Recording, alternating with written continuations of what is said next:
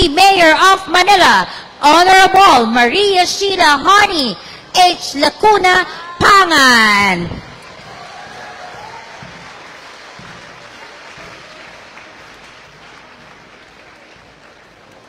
Good morning, Madam. You here in our 3rd Manila Women's Summit. Magandang umaga sa ating City Mayor, our dedicated Honorable Maria Sheila Honey H. Lacuna Pangan. Papaya ko, may panindigan, di matitinig kailan pa man. Papaya ko na may karapatan, may basis na kakayahan, malakas ang loob, pusong totoo, kaya ko sinuwala. Alright! So, wag na po natin. Ang mundo'y pasigawan, sinuwala ako. Okay. Wag na po natin patagalin. Let us formally start our program for this morning. Welcome to the 3rd Manila Women's Summit with the theme, Lipunang Patas sa Bagong Pilipinas, Kakayahan ng Kababaihan, Patunayan.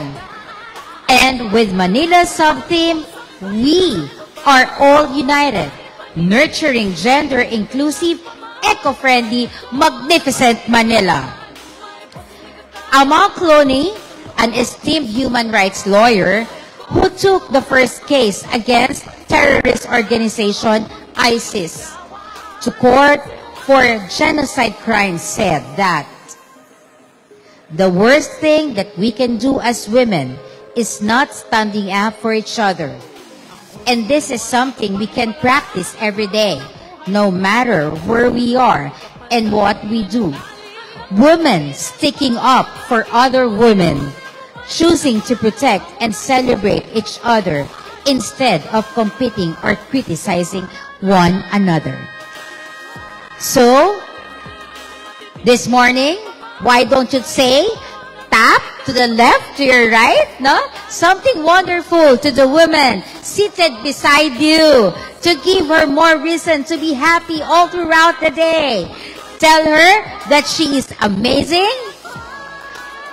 Amazing! Tell her that she is beautiful. And most especially loved. Alright. And now, to formally begin our endeavor this morning, may I request everyone to please stand for the invocation to be led by the La Teatro Salinlahe Manila Boys Town Complex and the singing of them by the UDM Chorale, and to be followed by the acknowledgement of participants.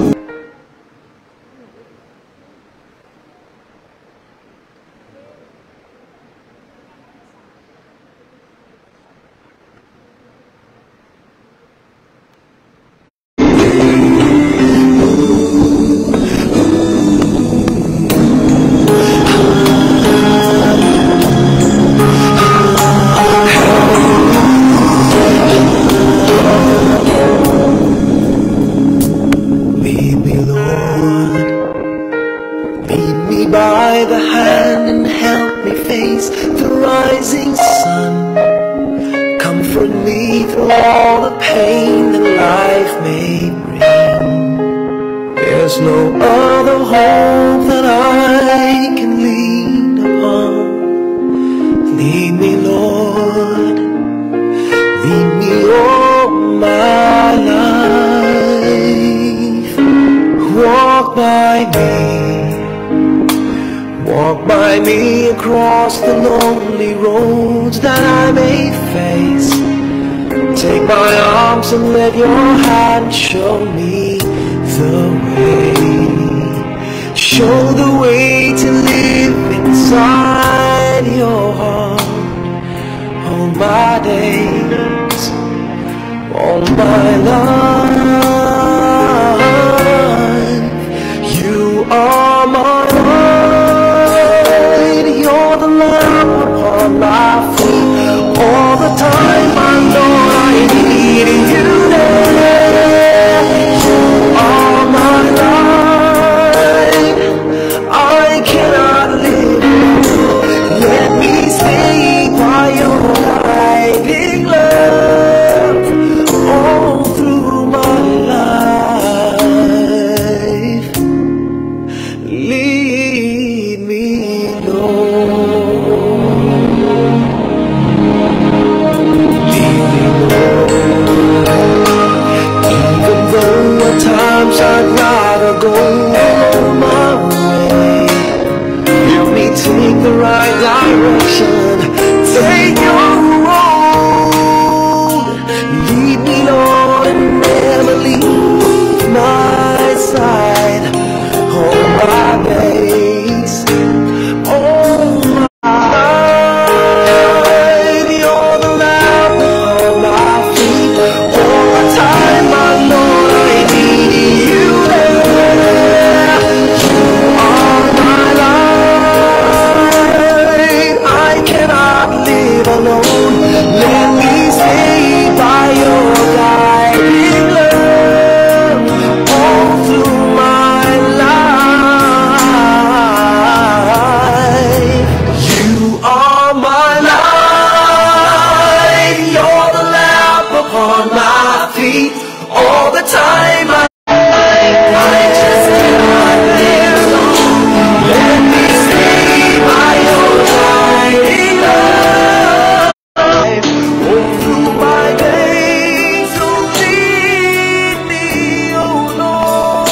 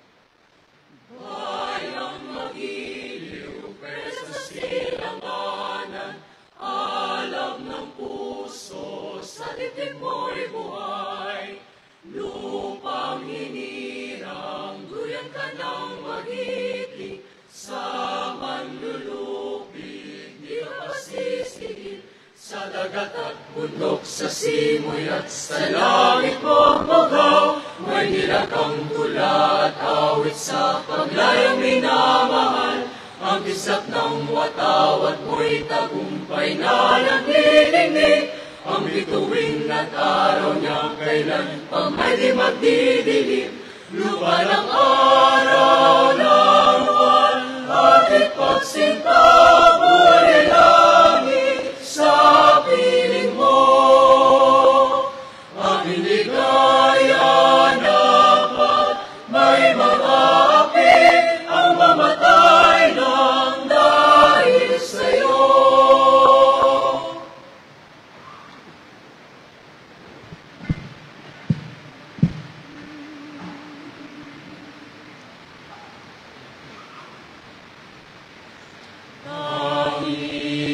Lungsod ng imahan, tampok ng silanganan, patungo sa kaunlaran at kaligayahan. Nasa Kanya ang pangarap, dunong lakas pagunlad, ang Maynila'y tanging perlas ng bayan ngayon bukas. Maynila, oh Maynila, dalhin mo ang bandila. Maynila, oh Maynila, at itanghali mong bansa. Maynila, oh Maynila, dalhin mo ang bandila. Maynila, oh Maynila, at itanghali mong bansa.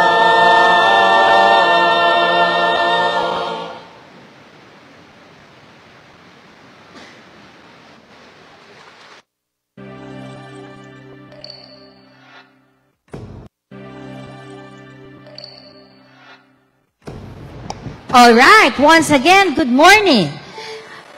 Good morning. Good morning, Open Air Auditorium, Rizal Park, Manila.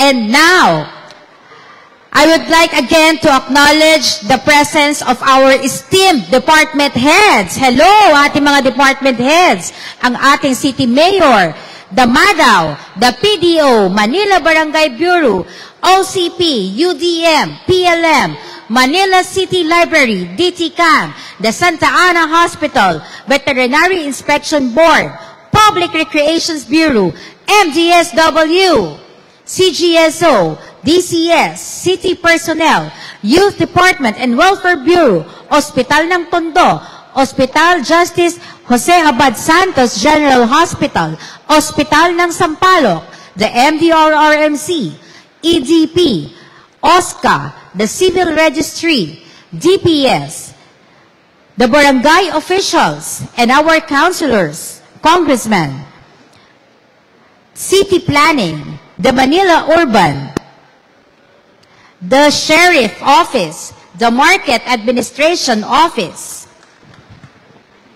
the Barangay VAUC, the Office of the Mayor, the City Legal Vow Committee, the CGSO, DTCAM, barangay officials, and our schools, Adamson University, the City Administration MADAW, Manila Health Department, Manila Police District, BJMP, BFP, and our NGOs, WISE, the Gabreda Group, the ASMAE, our partner in the referral pathway, Arrogance, the Dawn, Development Association, Bless the Children, Kaisa, Habtoda, and other schools, St. Scholastica's College, Adamson University, and Saman Tagarao. Again, welcome everyone to this wonderful event for this morning 3rd Manila Women's Summit. And now, we would like to thank the participation of an actress and outspoken activist on world affairs, including the Vietnam War, and aligning herself with African Americans against police brutality in the 1970s. Said, feminism is not just about women. It's about letting all people live fuller lives. And to welcome us all in this momentous gathering, may I call on an empowered woman to deliver her message. Ms. Reina B. Hara, the Chief Administration Division for the National Parks Development Office Committee. Ms. Reina?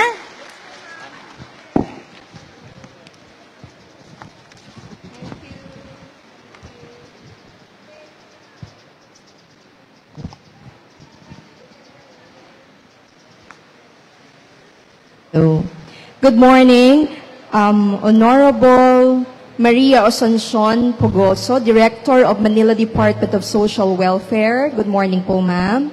Honorable John Marvin Yoservo Sinieto, Vice Mayor, City of Manila. Good morning, Vice Mayor. Honorable Maria Sheila Hani Lacuna Pangan, Mayor, City of Manila. Good morning po sa inyo, Mayor. Good morning to the officials and members of the local government of Manila. On behalf of our Executive Director, Cecil Lorenzana Romero, we are welcoming you. I am Ms. Reina Hara. I am member of the National Parks Development Committee of the Admin Division. On behalf of our Executive Director, our Deputy Executive Director, we would like to welcome you to this historical Rizal Park, Luneta. This is open-air auditorium. We are very happy to be part of this third Manila Women's Summit with a team. We are all united, nurturing gender-inclusive and eco-friendly, magnificent Manila. It's very appropriate that this celebration is being held here at Rizal Park, Luneta, because we are your partner in nurturing an open space which is gender-inclusive and eco-friendly. I am in front of a crowd representing a sea of purple. People might be asking, bakit ba purple during National Women's Month or during the celebration of International Women's Month? Purple represents our fight for gender equality. That as we celebrate the National Women's Month, stemming from the celebration of the International Women's Month as early as 20th century, na may mga kababaihan na bumuo ng isang grupong lumaban sa 1909, 1911 po ito by history. Lumaban sila sa sitwasyon ng low wages, lack of protective legislation, and worst working situation. Mas pinag-igting ang kanilang pakikipaglaban para mawala ang diskriminasyon para sa mga kababaihan nang minsang nagkaroon ng malawakang sunog sa isang factory sa United States kung saan 140 working women ang namatay. At itong pakikipaglaban nila from 1909 to 1911, kinilala ng United Nations, kaya naman nabuo ang selebrasyon ng International Women's Day at sa ating bansa, tayo ay nagkaroon ng pakikipagkaisa sa advokasya ng International Women's Day ng United Nations. Kaya naman, tuwing buwan ng Marso, ating ginugunita or isineselebrate ang National Women's Day kung saan ating inaalala noong 1988 sa pamamagitan ng dating President Corazon Aquino, nilagdaan ng isang Proclamation 224 na ina-acknowledge ang isang linggong selebrasyon ng Women's Week every first week of March at pinalawig pa, pinahaba pa yung celebration to 1 month by Proclamation 227 at hinighlight pa na tuwing March 8 by RA 6949 ng 1990, still under the administration of the former President Aquino, na every March 8, this will be delegated as a special working holiday, but it is a special day to recognize the contributions of women and empowering women as an equal part of this society with men. Sabi nga ni Philippine Commission on Women, we for gender equality and inclusive society. Yung we, capitalized W and E, which means lahat tayo. We are all involved, and we, W and E, representing women empowerment. Muli, we are very happy, the National Parks Development Committee, headed by our Executive Director Cecil Lorenzana Romero, we are happy that yearly you are making our park a venue of this worthwhile activity. Sana po ay lalo pa nating pag-igtingin ang ating advokasya na sana'y dumating ang isang lipunang pantay ang pagkilala sa karapatan, kakayahan ng kababaihan at kalalakihan. Maraming salamat po. Magandang umaga. Mabuhay. Thank you very much, Ms. Hara, for that wonderful welcome remarks. And note that you reminded us that yung we, no? We are all here, and we, women empowerment. Before we proceed to the next part, I would like to acknowledge Dr. La Chica and the Office of the Counselor Crystal Bacani. Ayan, good morning po sa kanilang lahat. Serena Williams, who has a stellar tennis career where she has won 23 Grand Slam singles titles, said, "Every woman's success should be an inspiration to another. We're strongest when we cheer each other to inspire us even more to become the better version of ourselves. Let us listen to the words of wisdom of Ms. Maria Asuncion Re G. Fugoso, Director of Manila Department of Social Welfare. A round of applause, please.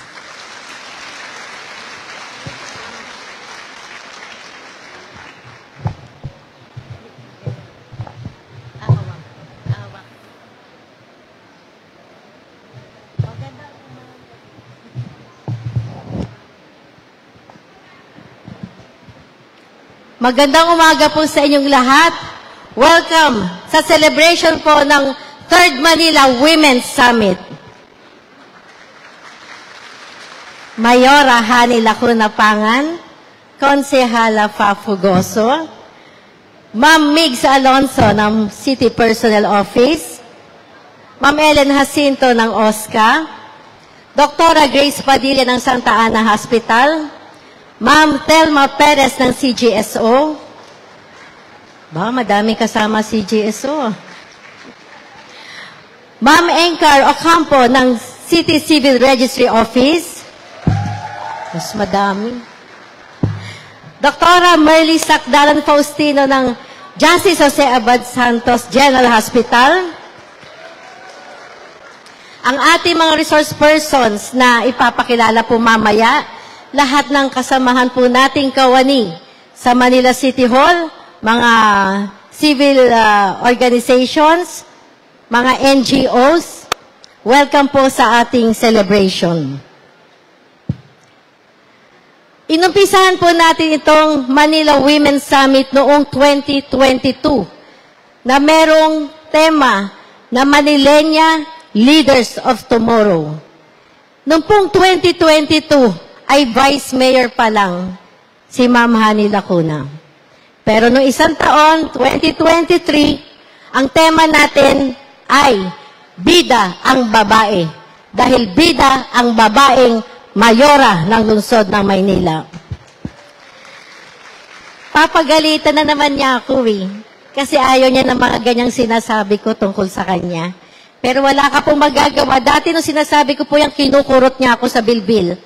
Kaya ngayon malayo po siya, wala dito siya sa entablado. Baka kurutin na naman ako. Noong pong isang taon, una din po nating sinabi ang katagang, babae ka, hindi babae lang. Importante po yan, ilagay natin sa ating isip at sa ating puso. Tayo ay babae, hindi babae lang. At ngayon, ang tema po natin, we are all united, nurturing, gender-inclusive, eco-friendly, magnificent Manila. Pinili po namin ang temang environment, kaya nandito rin po tayo sa Rizal Park, sa kanilang open-air auditorium. Magpapasalamat din po ako sa Executive Director ng National Parks Development Committee, Ma'am Cecil Romero, at saka sa nag-welcome sa ating kanina, kay Ma'am Reyna Hara ng NPDC. Hindi po matutuloy ang ating gathering na ito kung hindi po tayo pinahiram ng NPDC. Maraming salamat po sa inyo. So sa ating pong tema na pangangalaga ng environment, kung naalala niyo po, pag-upo pa lang ni Mayora Hani Lacuna, una niyang ginawa, linisin ang buong Manila City Hall. Paano nga naman tayo maglilinis sa labas ng ating opisina kung mismong opisina natin, hindi natin nalilinis? At saka, alam nyo, hanggang ngayon, tuwing Friday, nagsasubmit kami ng report at saka pictures na nililinis po namin ang lahat naming opisina, lahat na departments, nakikipagtulungan, nagsasubmit po yan ng report. Alam nyo, iba din yung may leader na kababaihan. Meron bang pagkananay, yung pangangalaga, yung bang kalinga? Yan po ang binibigay sa atin ng mga babaeng leader. Kaya naman po, pagbukas ng buwan ng kababaihan, itong month of March, inumpisahan po natin ang tree planting activity na inumpisahan din po ni Mayora Hania noong isang taon. Nag-tree planting po lahat na departments sa Arroceros Park. Yan po ang last lang ng City of Manila. Kasabay din po ng araw na yan, March 8, ang Women's Day, ay nagkaroon din po tayo ng paglilinis o ang clean-up drive sa major thoroughfares ng City of Manila. Kaya alam ko, napakahalaga kay Mayora Hani na pangalagaan ang ating kapaligiran na dapat ay malinis dahil ang nanay ay palaging naglilinis. Yan ang ginagawa ng ating Mayora. At tayo pong lahat dito, dapat maging proud po tayo palagi. Dahil lahat tayo ay kasama na po sa kasaysayan ng lungsod ng Maynila. Bakit tayo kasama sa kasaysayan ng lungsod ng Maynila? Dahil tayo ang witness. Tayo po ang nakakita na magkaroon tayo ng kauna-unahang babaeng majority floor leader sa City Council, kauna-unahang babaeng Vice Mayor ng lungsod ng Maynila. Ayan, nagagalit na siya sa akin. Kauna-unahang babaeng alkalde ng lungsod ng Maynila, Mayora Hani Lacuna. Pag nagalit sa akin to, baka hindi na siya umattend next year. Kasi alam nyo, ayaw niya nung pinupuri siya. Napaka-low profile, napaka-humble na tao ni Mayor. Pasensya na po, gusto ko lang ipakilala kayo sa mga taong hindi nakakakilala sa inyo.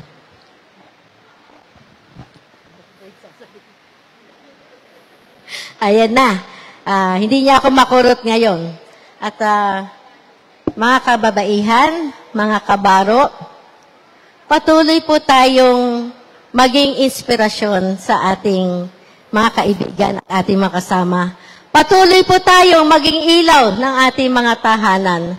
Patuloy po tayong mag-contribute ng mabuti sa ating lipunan. Sa inyong lahat, maraming salamat po dahil kung wala po kayo dito, hindi magiging successful ang 3rd Manila Women's Summit. Almost 1,000 po ang umattend po ngayong umagan to. At sa pagkakataong ito, kahit low profile siya, mga kasama, ipapakilala ko sa inyo Nasa akin po ang karangalan na ipakilala ang ina ng lungsod ng Maynila, ang kumakalinga sa mga Manileño, nandyan pagkapanong ng sunog, ng baha, ng kahit anong disaster. Nandyan po siya palagi at tumutulong. Ayaw niya ipagsabi to, pero noong isang taon, para alam niyo din, siya po ay nabinigyan ng award bilang one of the most outstanding Filipino women in the world. At patuloy po niya tayong binibigyan ng karangalan dahil pagbukas ng taong 2024, mga kaibigan, siya po ay naging guest speaker sa Harvard University.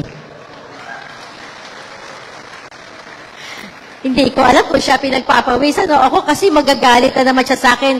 Pero kailangan ko pong ipagsigawan ang inyong pong achievements dahil kayo po ay inspirasyon ng Manileño. Mga kaibigan, ang inspirasyon ng lahat ng Manileña at Manileño, welcome po natin, Mayora Hani Lacuna Pangan.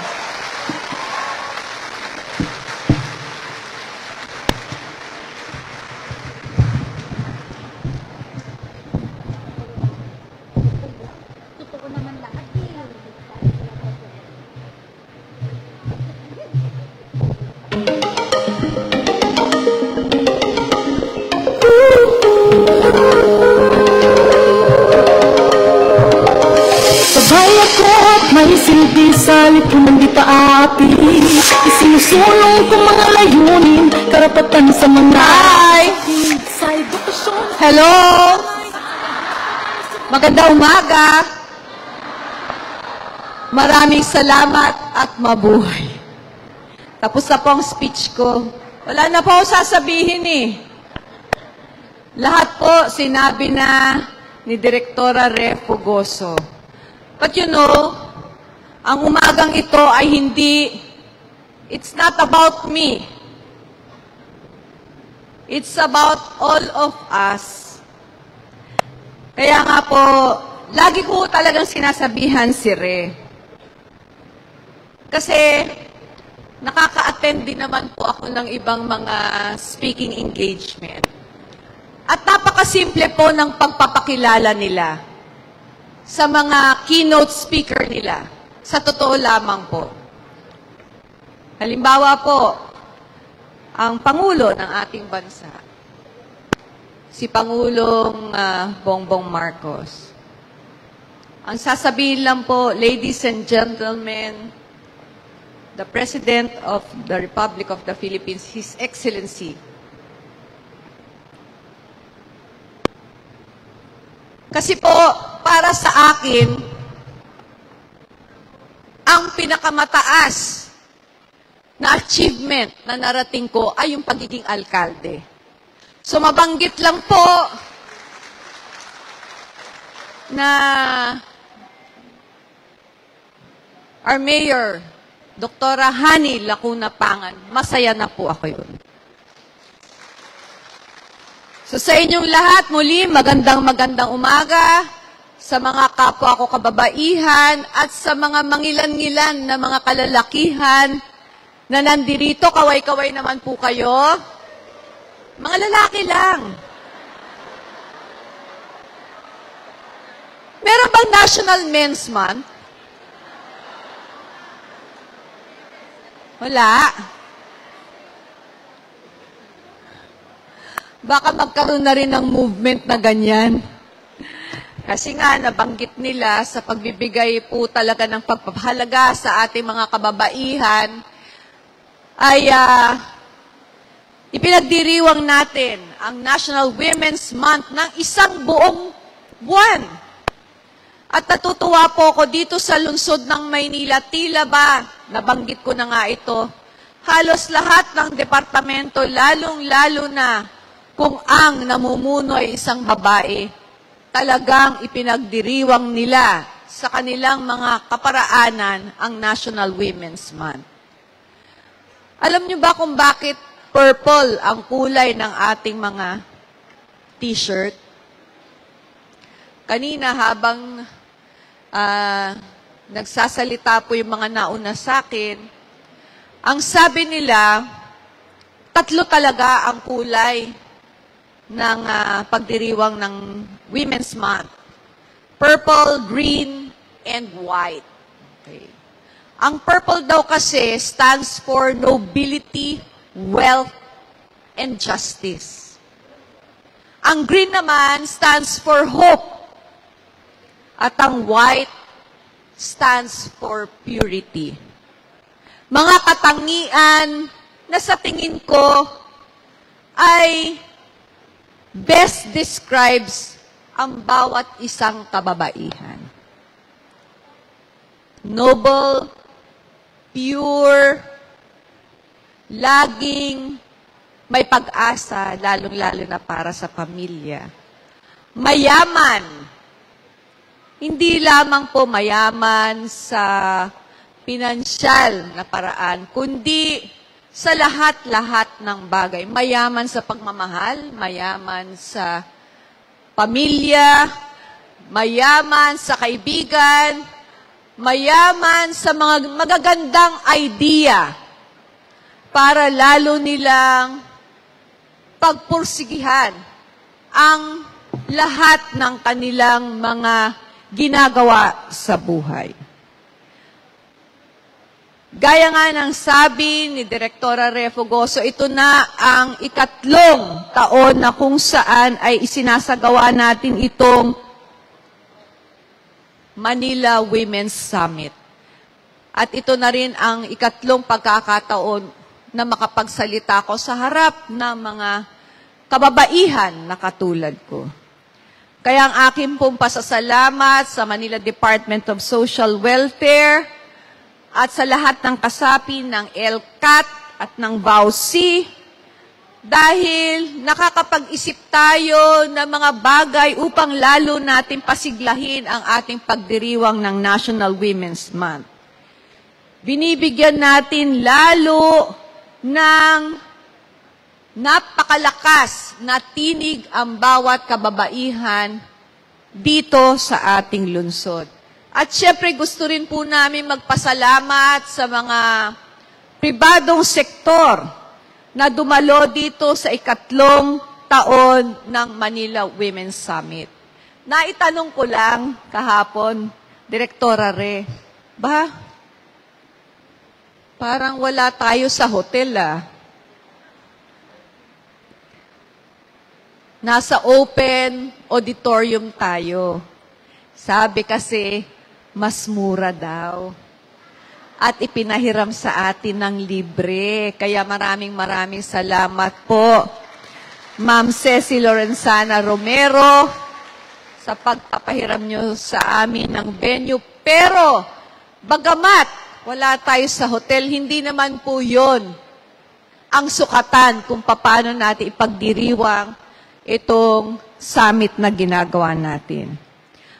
Ang 3rd Manila Women's Summit na may tema ang lipunang patas sa bagong Pilipinas, kakayahan ng kababaihan, patutunayan, na meron pang sub-theme, We are all united, nurturing gender-inclusive, eco-friendly, magnificent Manila, ay talagang napapanahon. Para naman maitaas natin yung antas o kalidad ng pamumuhay natin dito sa ating lungsod bilang capital o kabisera ng ating bansa. Alam po ninyo, sa 2 taon ng aking panunungkulan bilang inyong alkalde, ay talagang tinutukan ko unang-una ang pangangalaga ng ating kalikasan. Nabanggit na nga ni Direktora Refugoso na ang isa sa kauna-unahan nating executive order, kung hindi ako nagkakamali, yung executive order number 6, ay ang pagtatalaga ng Biyernes bilang ating clean-up day.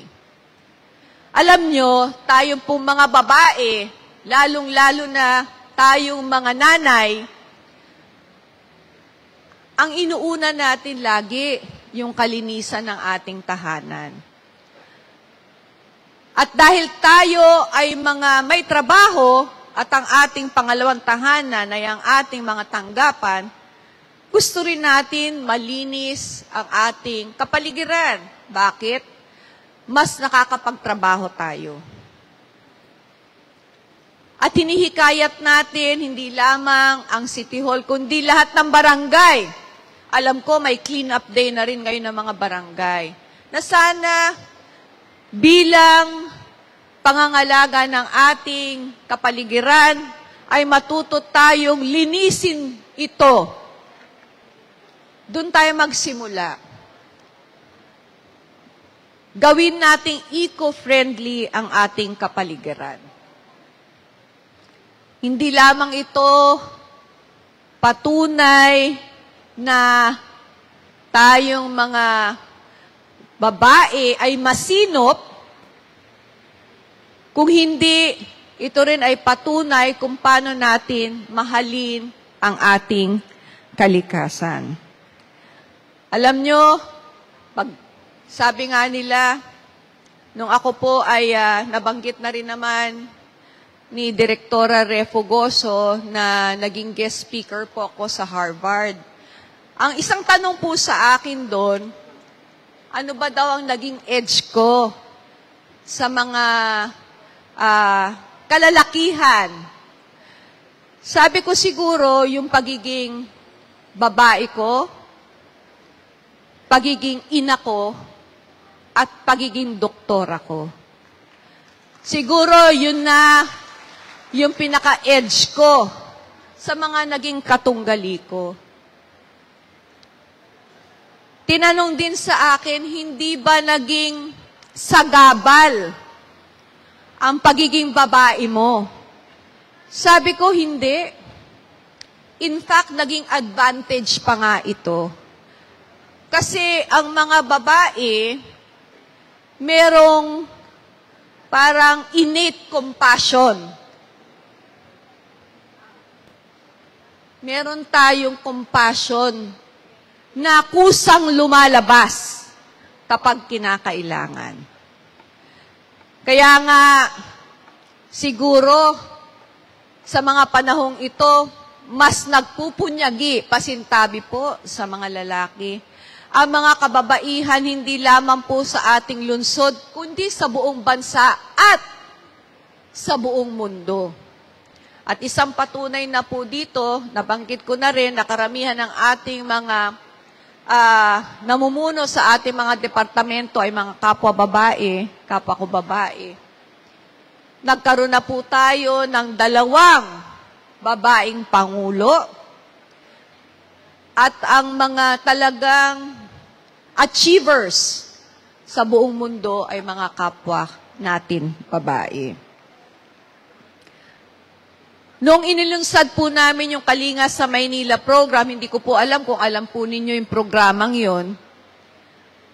Ang nasa isip ko po noon ay paano natin mapaparamdam ang ating pagmamahal sa ating mga kababayan. At ito nga po ay naparamdam natin through the Kalinga sa Maynila program na kung saan ibinababa po natin direkta sa ating mga kababayan, lahat po ng serbisyo na meron tayo sa ating lungsod. Marahil dahil nga babae tayo, naiisip natin na mas maganda na mas maramdaman ng ating mga kababayan ang tunay na ibig sabihin ng Kalinga. Ito lang po ay ilang mga bagay na ginagawa natin na maaari din po niyong gawin. Maaari niyo pong gawin. At kailangan ko po ng tulong ninyo, mapalakas natin ang ating puwersa dahil tatandaan niyo po, mas maraming mga babae kesa sa mga lalaki. Sabi nga nila, 3:1 yata ang ratio ng mga babae kesa lalaki. At dito sa Maynila, lahat ng ginagawa natin, ang lagi nating iniisip, ay wala tayong pinipiling kasarian, edad o antas sa pamumuhay. Dahil lahat dito sa Maynila, ang tinuturing natin ay pantay-pantay. So, lahat po ay nabibigyan natin ng tamang atensyon, mabilis na aksyon, at pantay-pantay na pagkakataon. Minsan po na-interview ako ni Pinky Webb, isa ring empowered woman. Siyempre, nininervyos pa po ako. Gaya nga po ng sinabi ni Direktora Refugoso, hindi naman po ako, low-key lang po ako. Gumagalaw po ako ng tahimik. Hindi po ako sanay ng ini-interview. Hindi nyo po ako madalas na makikita sa social media. Pero rest assured, ginagawa ko po ang tungkulin ko dito sa ating pamalan. Tinanong niya po ako, ang huling tanong niya sa akin, Mayor Lacuna, ano sa tingin mo, what is your greatest achievement so far? Hindi ako nakasagot. Hindi ako talaga nakasagot. Nablangko ako doon. Siyempre gusto natin, pang Miss Universe ang sagot natin eh. Alam niyo, sabi niya, ewan ko, hindi ko na matandaan yung sinabi ko eh. Pero siya na mismo nagsabi sa akin, alam mo, Mayor, what's your greatest achievement? Ano po yun? Being the first woman mayor of the city of Manila. Kaya, from that time, yun na po ang tumatak sa isip ko. Kaya nga, sana ko po, kung maiimbitahan ninyo ako sa mga susunod na speaking engagement, yun na lang pong sabihin ninyo. The Honorable Mayor, Doktora Hani Lacuna Pangan. Masaya na po ako doon. Yun na po ang greatest achievement ko. Gaya rin ang sinabi ni Direktora Refugoso, ang dami ko nang sinasabi. Lagi po nating tatandaan, babae tayo at hindi babae lang. Maraming salamat. Magandang umaga po sa inyong lahat. Matungtong galian, babae ako, may panindigan, di matitinag kailan pa man. Babae ako na may karapatan, may batas na kakayahan. Again, a round of applause to our Honorable Doktora Maria Sheila Hani Lacuna Pangan. Yan. So, if I may quote, no, Doktora Hani said that we women have our innate compassion. Yung pagkakalinga, yan ang isang strongest will ng isang kababaihan. And being her as the greatest achievement, yes, it is true that she is the first city mayor, woman city mayor of Manila. So, okay, we will have a photo opportunity. I would like to invite the department heads. The directors po muna. Ito po lahat. Pag ganun na po ang kuha. Okay, so dito na po kukuha ng letrato para as a whole na po, no? Okay, para wala na pong tatayo.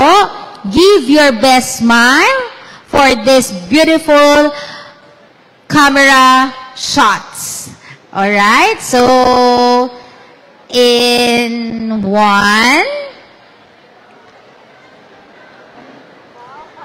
2,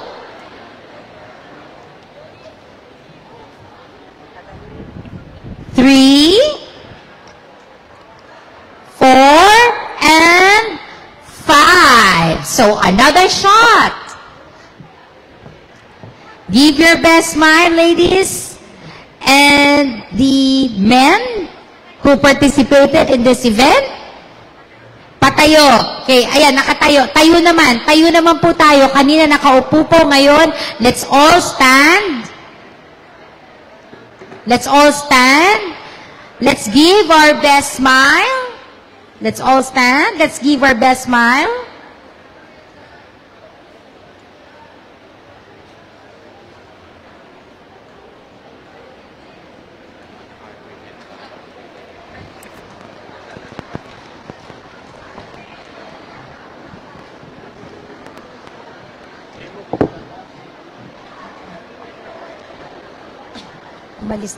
Thank you again, our Honorable Dr. Maria Sheila Honey H. Lacuna Pangan, our City Mayor, City of Manila.